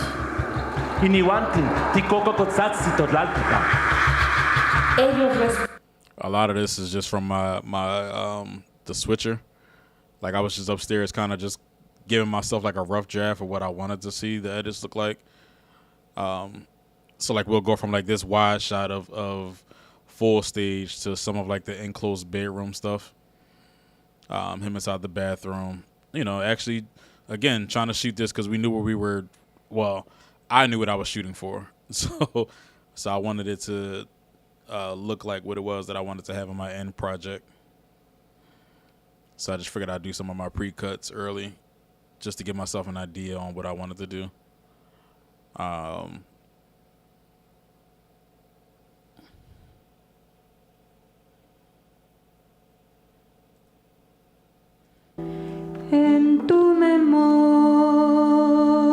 so it's a lot of footage, but so I played it smart. What I did was I recorded every night. This show was 8 days, and some days had two shows on one day. I recorded every single show, so that way, in case we missed something on one day, we had it on another day. Or if I missed something on, like, let's say Tuesday or Wednesday, I knew that, you know, Monday or Friday show or Saturday show, I was able to get that shot. So even if I did miss it on Monday, I knew Tuesday I needed to capture it so that I can have it. So yeah, it's a lot of footage, but once we actually like go through it and pick the shots, it's a smooth thing to kind of to go through and work through. But that's why it's like 6 terabytes worth of footage, because it's huge files coming from 6K cameras, a Ursa, my FX6, which has just huge MXF files. So yeah, the file size is pretty big, and I recorded every single show, so it wasn't like I just recorded one day. one set of shows. We recorded every day, both shows. So it's a lot of footage, but I think reviewing the footage and mapping out like, oh, this is a keep, you know, or this is a shot that we'll use, and then kind of mapping it from there, it'll be pretty easy to get through. It's just really taking the time to go through all the footage to see what we got.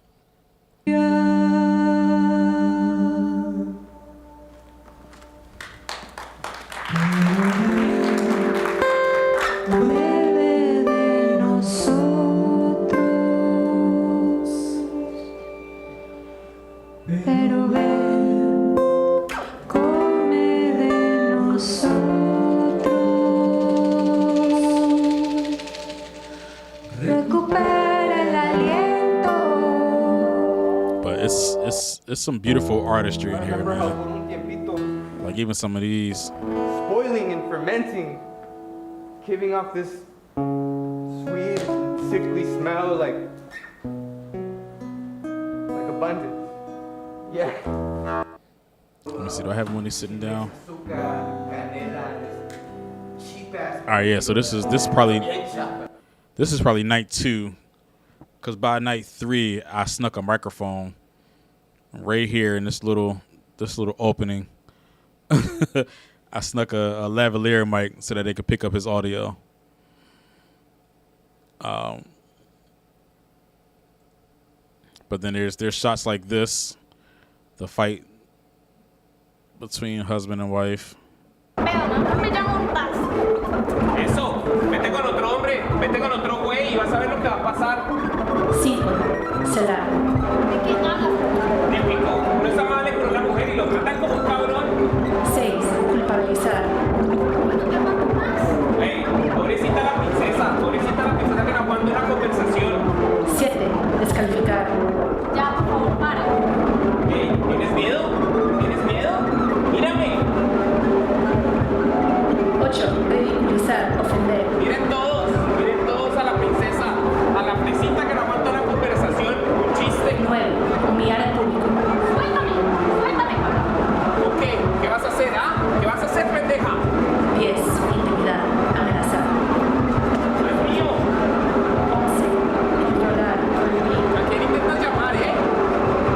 Amistades, familiares, dinero, lugares, apariencia, actividades similares, medios y redes sociales. 13. 14. Negociar. 15. Buscar las situaciones. 16. Copiar. 17. Pellizcar, arreglar. 18. Empujar, arañar. 19. Cachetear. 20. Copiar. 21. Encerrar, besurar. 22. Amenazar. 23. Amenazar. 24. Forzar la relación sexual. 25. Abuso sexual. 26. 27. Violar. 28. 29.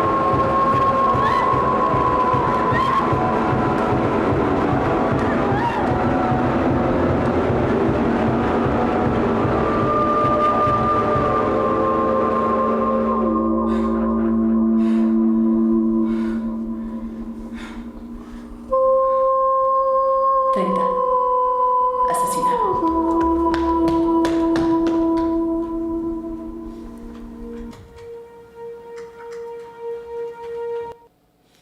Yeah, bro. Listen, that's why I keep telling you, man. Like, I'm trying to get you in here. It's not letting me pause it. All right, here we go. Definitely can see you can't keep a good man down. But just like thinking of what you can do between your stage writing abilities, your directing abilities, and both of our abilities to shoot now, like, bro, the sky's the limit. Here's one of the little magical people that they included into it. Like, it's just man, I'm ready to get to work, man. I think that's the easiest way for me to put it is I'm just ready to work. And I want to just keep creating and keep doing just dope stuff. Oh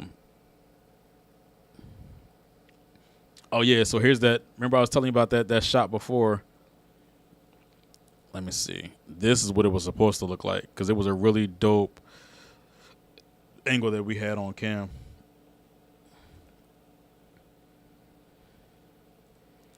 Hey, man. Listen, I just saw your last comment. I'm coming, bro. I'm almost back to getting stronger by the day. They call on the young because they are strong. They call on the old because we are wise.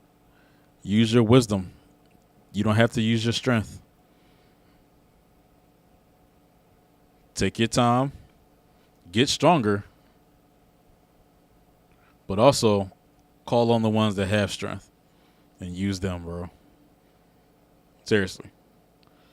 Like, just because I'm saying let's go, that don't mean I want you to physically be out here doing anything. You could be sitting back doing what we call charging up your fingers, learning how to point. You know what I mean? Like, hey, like take on that real director role. Sit your behind down in that chair. Sit behind a monitor with a microphone and direct. Save your strength, bro. Trust me, I'm learning it now. I'm so glad I got sons that know how to do this work. But yeah, so check this scene out. Tell me what you think. Leo, quizás. Si no fueras tan difícil. Pero te gusto así, ¿no? A otra cosa, mariposa. Me encanta lo difícil que eres porque me desafías, me provocas, me comprendes, Méndez. And of course, we had somebody fix up audio because they wasn't wearing microphones, unfortunately.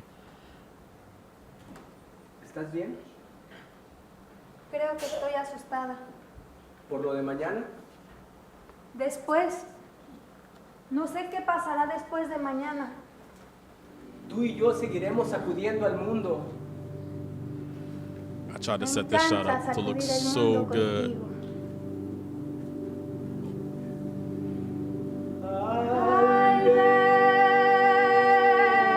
tantas desgracias, darte mi amor yo quisiera.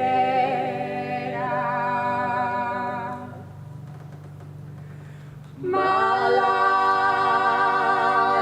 el sol de mañana. I'll speed it up a little bit because this is a slow scene. Like they're moving in slow motion. We didn't shoot it slow. Anhelo que no llegará. Why is it not changing the playback speed? Al ver tantas desgracias,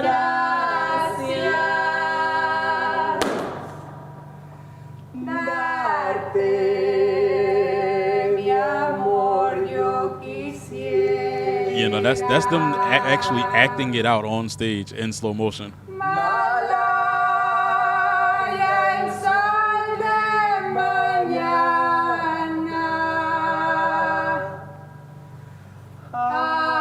Anhelo que no llegue.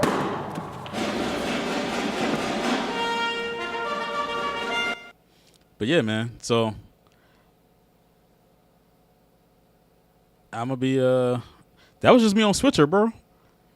Like that was literally me upstairs on a black magic switcher, just kind of like doing some slow fades and some cuts and stuff like that, like all the stuff that I knew I would want to see in like a post edit, if that makes sense.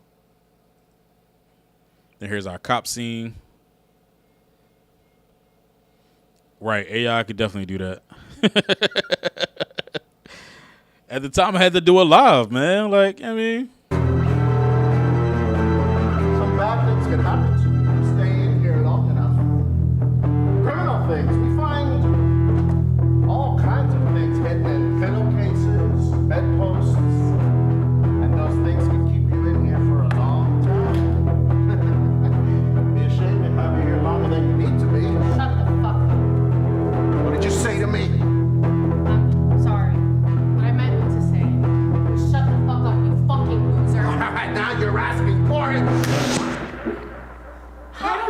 understand why you think we aren't people worth the same dreams you have, especially you.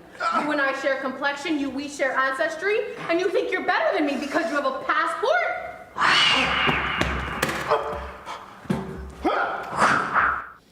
Bro, like, I'm telling you, we got gold right here. Like, is that the switcher I used years ago? Yeah. When you came to Esperanza, same exact switcher, bro. Studio 4K. It's the same one. Yeah, we need to upgrade some of our gear, but I make it work. I definitely try to do what I can. Oh, this is World Cafe Live stuff. But yeah, man. So to get back to what I was originally supposed to be talking about, because I done got all the way off topic. Using Frame.io and DaVinci and having it be integrated into your system. Like, I'm all for using Frame.io, man. I'm about to try out. There's another company called Shade.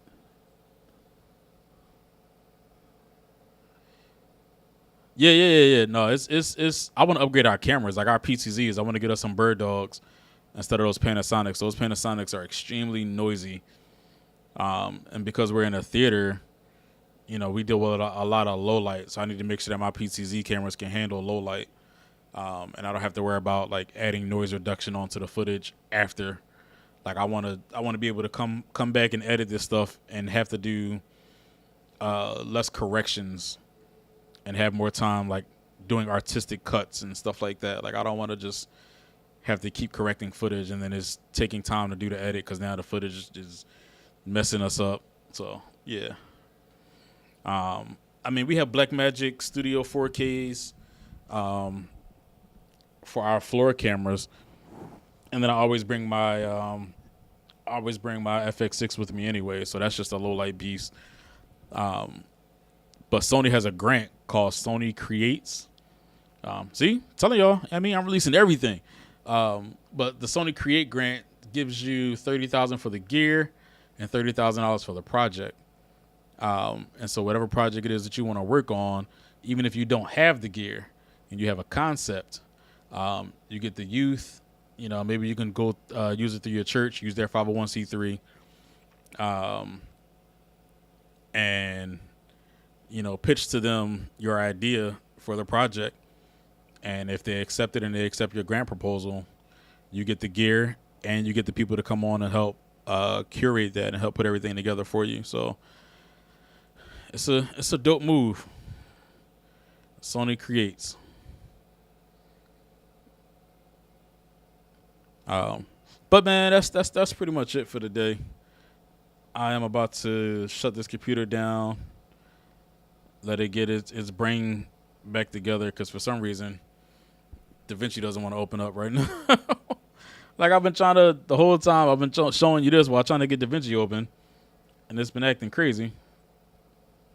So I'm actually going to power it down. I do have it doing a lot. I got it running through a lot of different systems right now. I have something called, what's the name of the software that I had running in the background?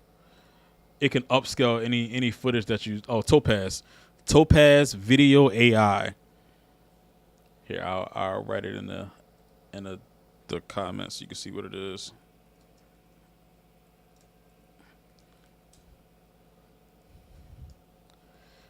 Topaz Video AI. So this software, I can take a 720 video, like let's say somebody's all right, cool.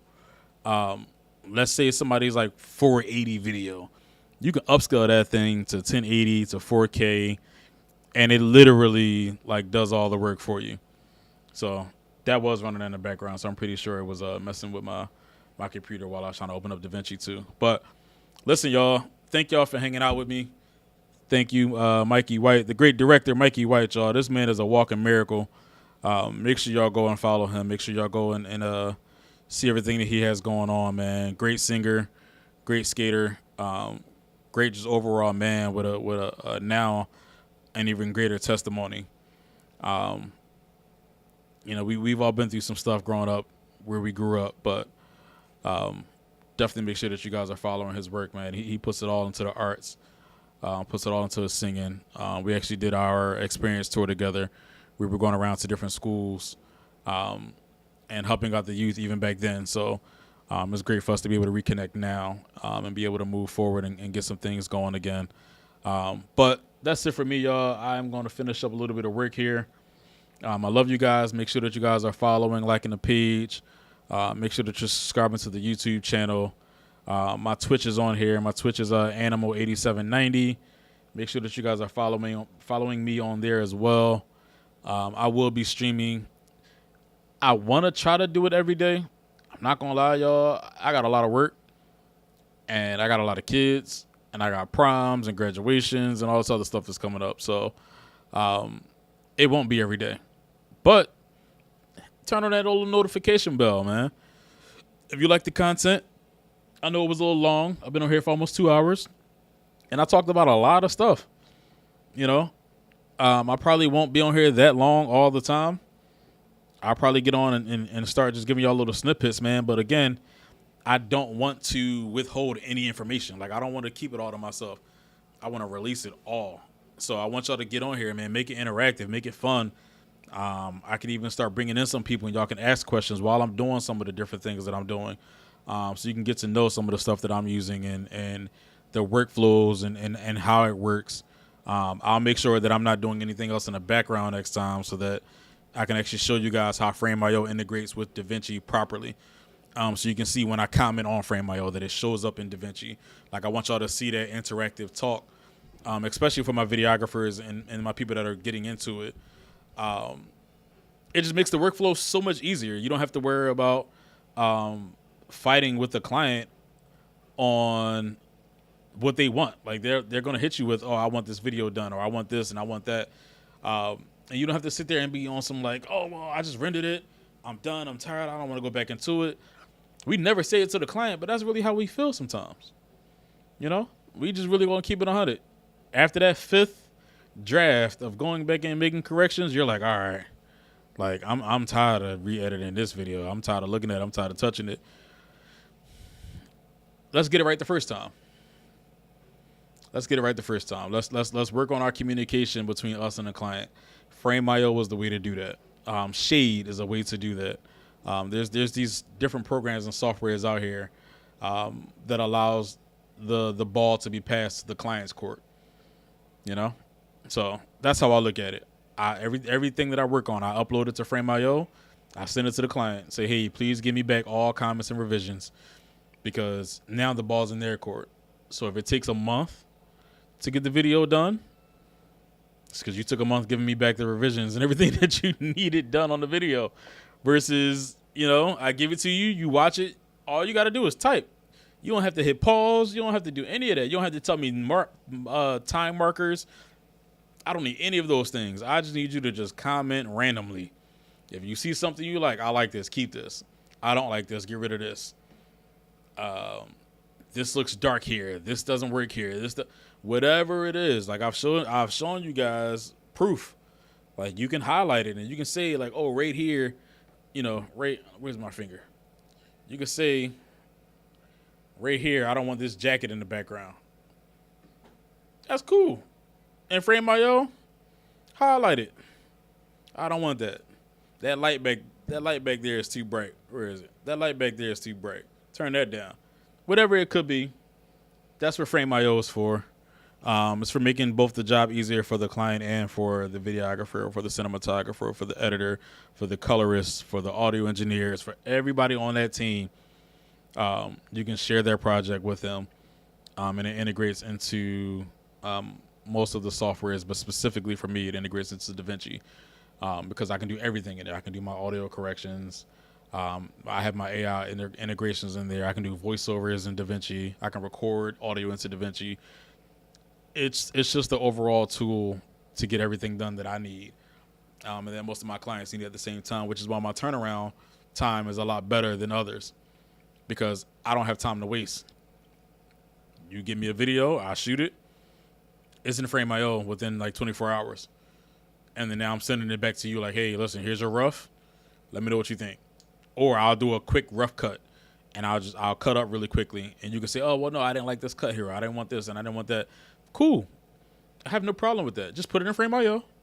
It's going to show up as a marker for me, and I'm going to see exactly what you're talking about when you're talking about it. You don't have to text me or send me an email saying, hey, at 1 minute and this and this and this and this, change this. You don't have to do any of that. All you got to do is just type. The minute you start typing, it's going to pause that video right where you're talking about. So I'll get into it a little later on, guys. I'll probably be on tomorrow. I'll check my schedule and see what my schedule looks like. And I'll have that video uploaded tonight so that you guys can see what that's going to look like tomorrow, and what that workflow is going to be in the process of having a client comment on it, and having other people comment on it to make things work and make the workflow go a whole lot smoother and easier. So for now, y'all, Stephen Parker, on Instagram at Shutter Speed Stuff. I'm thinking about changing my name too. Y'all can put in the comments if y'all think I should change it, but I'm thinking about changing my name to Productions by Parker. Because I do more than just camera work. I do more than just, Shutter Speed was for when I was just getting into photography. Now I'm a little bit more advanced than that, I'll just say. And then I kind of just overall handle a lot more. A lot more in the sense of doing productions. I just, I'm the production manager here at Esperanza. I own my own production company. And it's just a lot. And so because of that, I think it's time for a name change. Shutter Speed Stuff was nice, but I think Productions by Parker or Parker Productions. I don't know. I like Productions by Parker though. I think that they got a dope twist to it for an Instagram handle. But yeah, man, let me know. Love y'all. I'm out. Make sure y'all like, follow the channel. Make sure that you guys are subscribed. Make sure that the notification bell is turned on. And I'll be doing more content, man. I told y'all I'm coming to release this information. It's up to y'all if y'all want to get it. Love y'all. Peace.